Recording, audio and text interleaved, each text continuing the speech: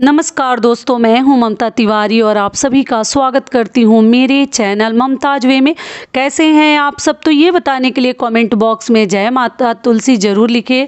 तो चलिए दोस्तों, आज हम इस वीडियो में जानेंगे कि पूरे कार्तिक मास जिन्होंने तुलसी माता की सेवा नहीं कर पाई है या बिजी रहते हैं या जो भी कह लीजिए, या किसी कारणवश न व्रत रखे हैं, मतलब बहुत कार्तिक मास में तो केवल व्रत ही व्रत है, और जिन्होंने दीपक नहीं जलाया उनको कैसे क्या करनी है। ये जो 5 दिनों का व्रत रहता है ना, देवउठनी एकादशी से लेकर पूर्णिमा तक, इन पंचभीखा जिसको कहा जाता है, इन 5 दिनों में हमें कैसे पूजा पाठ करनी है। अगर पूरे कार्तिक का आप नियम धर्म नहीं अपनाए हैं तो इन 5 दिनों में आपको कौन कौन से कार्य करने हैं, जिसको करने से आपको पूरे महीने का पूर्ण फल 5 दिनों में ही मिल सकता है।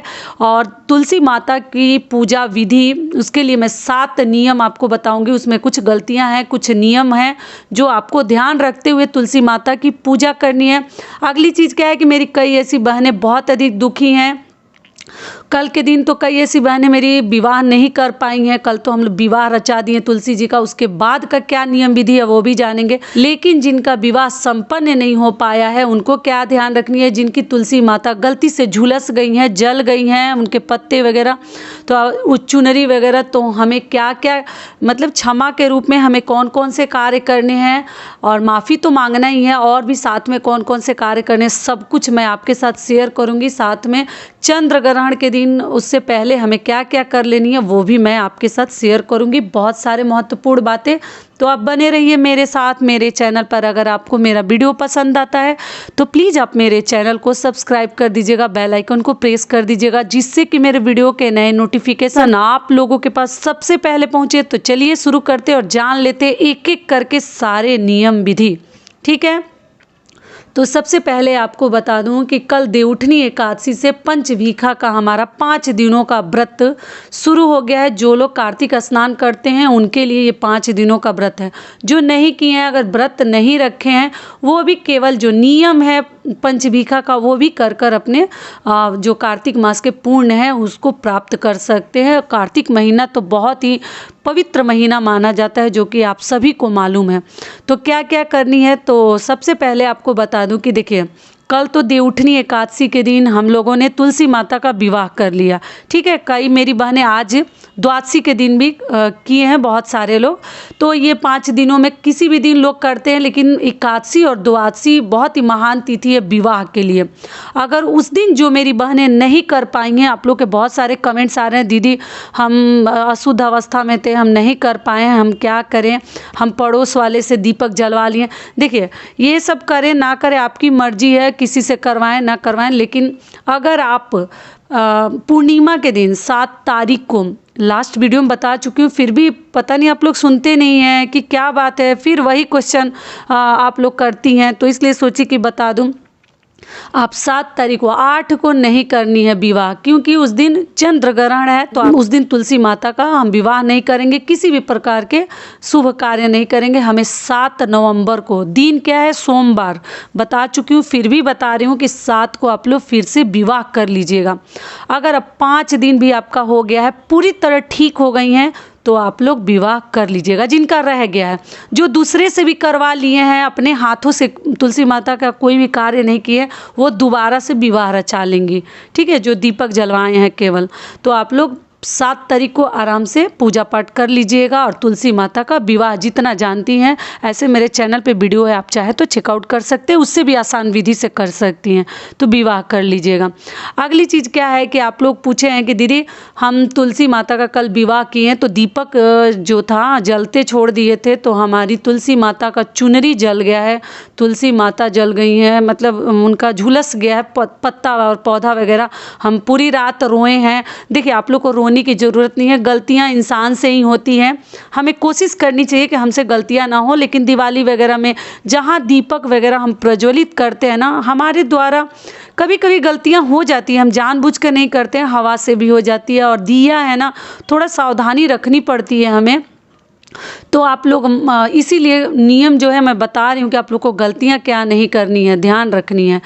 तो आप लोगों से मान लीजिए अगर तुलसी माता का पौधा झुलस गया है, उनका चुनरी दुपट्टा वगैरह झुलस गया है, तो आपको क्या ध्यान रखनी है कि जहाँ पे पौधा झुलस गया है उस स्थान पर तुलसी माता को आप लोग हल्दी का लेप लगा दीजिएगा। ठीक है, दोष को कटित करने के लिए। रोने की ज़रूरत नहीं है, आप लोग ना रोएं। कहीं भी इस प्रकार का आपका चुनरी हो या कहीं भी ऐसे मतलब भगवान की कोई भी चीज़ अगर खराब हो जाती है, हल्दी बहुत शुभ होता है, शुभता का प्रतीक माना जाता है। अपने दोस्त के लिए पहले तो माता से आप लोग को सिर पटक के माफ़ी मांग लीजिएगा जो आपके द्वारा गलतियां हो गई हैं। ठीक है, डरने की कोई बात नहीं है, भगवान सब समझते हैं। अगर जाने अनजाने में हो जाता है तो फिर हम क्या कर सकते हैं, होनी तो नहीं चाहिए, ये सही नहीं है। उस दिन विवाह का दिन था और फिर आप लोगों से इतनी बड़ी गलती हो गई है। पहले सिर पटक के आप लोग माफ़ी मांगिएगा, हल्दी का घोल बना लीजिए और उस स्थान पे जहाँ माता का पौधा और पत्ते जहाँ पे जल गए हैं मतलब झुलस गए हैं वहाँ पे लेप लगा दीजिएगा। ठीक है, और जो चुनरी वगैरह जल गया है उसको भी उतना दूर पूरा हल्दी लगा के और माता के पौधे में ही बांध दीजिएगा। ज़्यादा चिंता मत कीजिएगा, टेंशन मत लीजिएगा, जो हो गया सो हो गया, कोई बात नहीं। हे तुलसी माता सबको माफ़ करें, जाने अनजाने में गलतियाँ हो जाती हैं हमारे द्वारा, तो आप लोग ये कार्य कर लीजिएगा। ठीक है, रोइए गाइएगा मत, कोई बात नहीं। ये ऐसा नहीं है कि अशुभ संकेत है, ये नहीं है, किसी के द्वारा भी ये सब कार्य हो सकता है। इसका दिल पे आप लोगों को टेंशन नहीं लेनी है। ये भी हो गया। अगली चीज़ क्या है कि देखिए 8 तारीख को चंद्र ग्रहण लग रहा है, 8 नवंबर को, दिन क्या है मंगलवार। तो आप लोग को पता है ना कि रविवार और मंगलवार को तुलसी माता के पत्ते नहीं तोड़ने चाहिए। जल भी बहुत सारे लोग नहीं देते हैं, आप देख लीजिएगा आप लोग देती हैं कि नहीं देती हैं। तो आप क्या कीजिएगा कि सोमवार को ही पूर्णिमा के दिन ही आप तुलसी माता का अगर पत्ता पहले से रखी हैं तो भी, या वहाँ गिरा झाड़ा है वो भी आप लोग पहले से ही मतलब कैसे भी करके पत्ता याद करके फ्रिज वगैरह में रख लीजिए। तुलसी माता का पत्ता जो है बासी नहीं होता है। ठीक है, समझ लीजिए अच्छे से। और उसको अपने भोजन में डालने के लिए मंगलवार को आप पहले से ही सोमवार को याद से तुलसी पत्र एक जगह रख लीजिए, कहीं ऐसे जगह पे कि याद है, किचन में ही रख लीजिए, रसोई घर में, और आप मंगलवार को डाल दीजिएगा। नहीं तो फिर जाने अनजाने में मेरी बहनें मंगलवार को आपके द्वारा गलती हो जाएगी और आप लोग तोड़ लीजिएगा। तो ये ऐसे तो आप लोग बहुत समझदार हैं, फिर भी समझदार होते हुए भी कभी कभी जाने अनजाने में गलतियाँ हमारे द्वारा हो जाती है। तो ये कार्य आप लोग ग्रहण के दिन कर लीजिएगा। 8 तारीख को ग्रहण लग, लास्ट वीडियो डाल चुकी हूँ, चेकआउट करते रहिएगा कि गलती ना हो आप लोगों से। ये भी हो गया। तो चलिए अब आगे जानेंगे कि पंचभीखा के दौरान, तुलसी माता की सेवा के दौरान, पूजा पाठ के दौरान हमें कौन कौन सी गलतियाँ नहीं करनी है और कौन कौन से कार्य करने हैं। और जो दीपक पूरे साल नहीं जलाए हैं, इस 5 दिनों में, अगर तुलसी माता के विवाह के दिन ही आप 365 बाती उस दिन भी लोग जला देते हैं, नहीं तो 5 दिनों में ही 365 बाती गिन गिन के जला के और पूर्णिमा तक अपना कार्य कर लेते हैं। जो पूरे साल नहीं किए हैं तो वो इस प्रकार से कर लेते हैं। ये भी हो गया। तो इन 5 दिनों में जो तुलसी माता का ध्यान कैसे हमें रखनी है, जो पूरे महीने नहीं रखे हैं उनको भी ध्यान रखनी है। कि देखिए अभी तक भी कई मेरी बहनें बोल रही हैं कि दीदी हम लोग तुलसी पौधा कब लगाएं, विवाह बीत गया माता का और फिर आप लोग पूछ रहे हैं कि राम किसके बेटा थे। वही हाल हो गया है कि पूरा रामायण ख़त्म हो गया और कई ऐसी मेरी बहनें पूछ रही हैं कि दीदी तुलसी जी कब लगाएं। तो देखिए आप कार्तिक मास में तुलसी माता का पौधा अपने घर में ज़रूर रोपण कीजिए, बहुत अधिक शुभ होता है। आप लोग कहाँ थे पता नहीं, आप लोग कैसे कमेंट्स करती हैं। सारा दुनिया तुलसी माता का विवाह कर लिया, गठबंधन सब कुछ कर लिया, और कई ऐसी मेरी बहनें कभी तुलसी माता का पौधा लगाने के लिए सोच रही हैं। तो आप लगा लीजिए, अभी भी लगा लीजिए, पूर्णिमा के दिन भी लगा सकते हैं, क्योंकि रविवार और मंगलवार को हम तुलसी माता का पौधा नहीं छूते हैं, ध्यान रखिएगा। तो कार्तिक मास समाप्त होने से पहले आप 8 तारीख से पहले तुलसी माता का पौधा लगा लीजिए। क्लियर हो गया। अब मत पूछिएगा आप लोग कि दीदी कब लगाएं क्या लगाएं, ठीक है। अगली चीज़ क्या है कि चलिए अब जान लेते हैं कि इन 5 दिनों में तुलसी माता के पूजा के दौरान हमें क्या क्या कार्य करने हैं। तो पहला तो हो गया तुलसी जी आप लोग ज़रूर लगा लीजिएगा, कार्तिक महीना जाने मत दीजिएगा। दूसरा नियम क्या है कि अगर बालकनी में, दीवार पर कहीं भी आप तुलसी माता को रखी है ना, परिक्रमा, मेरी कई ऐसी बहनें बोली थी कि दीदी हम लोग परिक्रमा नहीं लगा सकते हैं क्योंकि हम वहाँ जगह नहीं है, हम ऐसे जगह पे कहीं कंजेस्टेड जगह पे रखे हैं जहाँ पे हम गोल गोल घूम नहीं सकते हैं। ठीक है, आप मत घूमिए, सुनिएगा, पौधे के सामने खड़ा हो जाइएगा और वहीं पर आप परिक्रमा कर लीजिएगा। 5 परिक्रमा आप प्रतिदिन कीजिएगा इन 5 दिनों के दौरान। ठीक है, एक दिन तो बीत ही गया और आज दूसरा दिन था, लेकिन जो बचे हुए दिन हैं उसमें भी कम से कम 5 परिक्रमा रोज लगाया कीजिए और तुलसी माता को जल दीजिए। और अगली चीज़ क्या है कि दीपक जलानी है। दीपक पक्का शाम को आप लोग आप 5 बाती का हो 10 बाती का हो, पूरे साल नहीं जलाए हैं तो उस प्रकार से जोड़ के आप लोग जला लीजिए, या प्रतिदिन 1 बाती तिल के तेल का भी जलाते हैं, जो आपके पास है उसी का जलाइए। मैं ज़बरदस्ती नहीं कहूँगी कि इस चीज़ का जलाइए। ठीक है, समझ में आ गया। और जल भी जड़ में डालते हैं। ठीक है, पौधे के ऊपर डायरेक्ट मत डालिएगा लोग, कि तुलसी माता के सिर पे नहीं डालते हैं, मतलब पौधा का जो ऊपर वाला भाग होता है ना उस पर जल मत डालिएगा। ठीक है, कई ऐसे लोग एकदम जैसे सूर्य भगवान को जल देते हैं ना, वैसे ही तुलसी माता में भी डालते हैं। उस प्रकार की गलतियां ना करें, ध्यान रखिएगा। तो जड़ से शुरू होकर ऊपर, अगर पौधे पर आपको थोड़ा सा छिड़काव करना है तो लास्ट में छिड़काव कर दीजिए, लेकिन जड़ में ही दिया जाता है। चौथा नियम क्या है कि देखिए, तुलसी माता के पास कभी भी दीपक आप जलाते हैं ना तो दूर रखें, पास में ना रखें, नहीं तो फिर पत्तियां आप लोगों से जल सकती हैं, झुलस सकती हैं। गलतियां ना करें। देखिए, भगवान एक बार माफ़ कर देते हैं, बार बार गलती कीजिएगा तो कहीं माफ़ी नहीं है।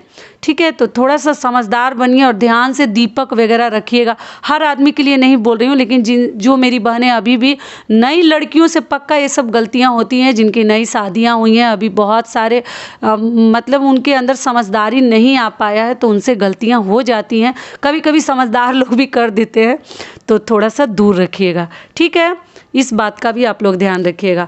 अगली चीज़ क्या है कि कभी भी तुलसी पत्ता को रात वगैरह में नहीं तोड़ते हैं, दिन में ही, सुबह में ही तुलसी पत्र तोड़िएगा जब कभी ज़रूरत पड़े तब।